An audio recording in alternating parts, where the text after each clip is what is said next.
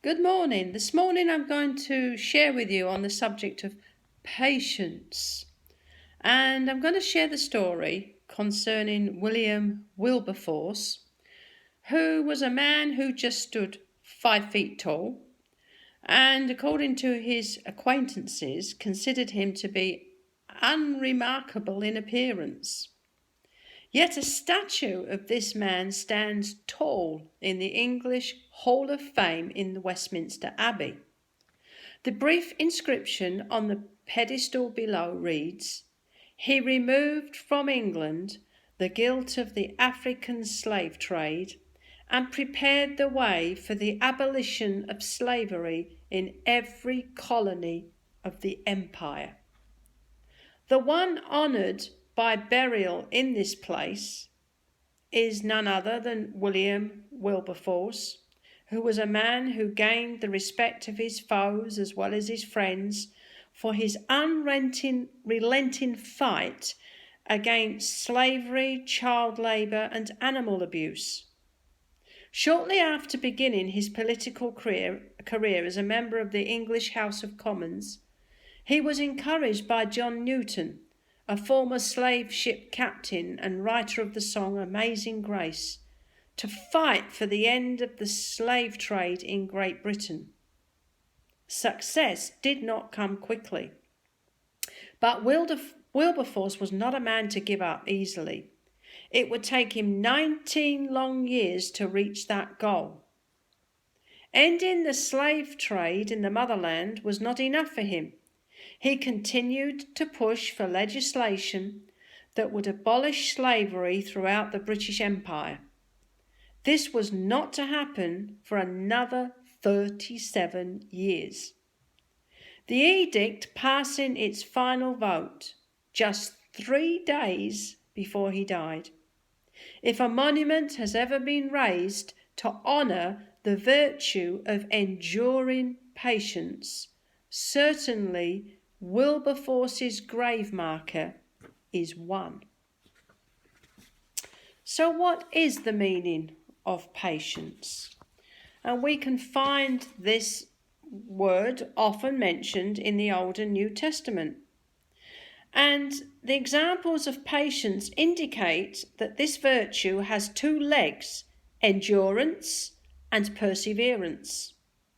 These aspects reflect 2 important realities about patience. Patience will in some instances stand still with firm resolve to hold on to the truth. Such patient endurance marked the life of the Apostle Paul. He was imprisoned numerous times, and in those times he could do little but wait in faith for God to act. Yet Paul also had the other leg of patience, that of perseverance. Perseverance is patience on the move. It marks those who actively continue in a work they're convinced is God's calling. Perhaps even more significant, however, is persevering in a mundane work that seems on the surface to have little godly purpose.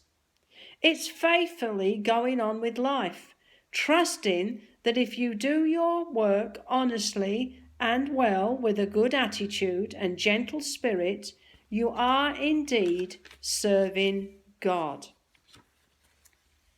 So, patience.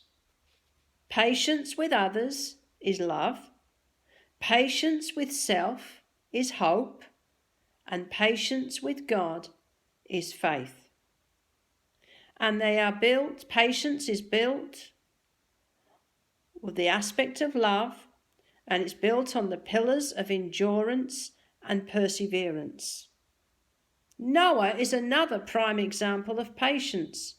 120 years building the ark has to be one of history's most amazing examples of perseverance. Surrounded by an evil civilization that had become violent and godless to the core, he must have received unending mockery. Then there's the life of Abraham and Sarah. Some of the facts about their lives demonstrate the dire consequences of impatience, though ultimately through faith they persevered, and God's promised creation of a special chosen people was fulfilled through them. This morning, we can ask ourselves, are we manifesting patience in our life? There are rewards for patience. In Ecclesiastes 7 verse 8, it says patience provides us a better end than the present, because it said the end of a thing is better than its beginning.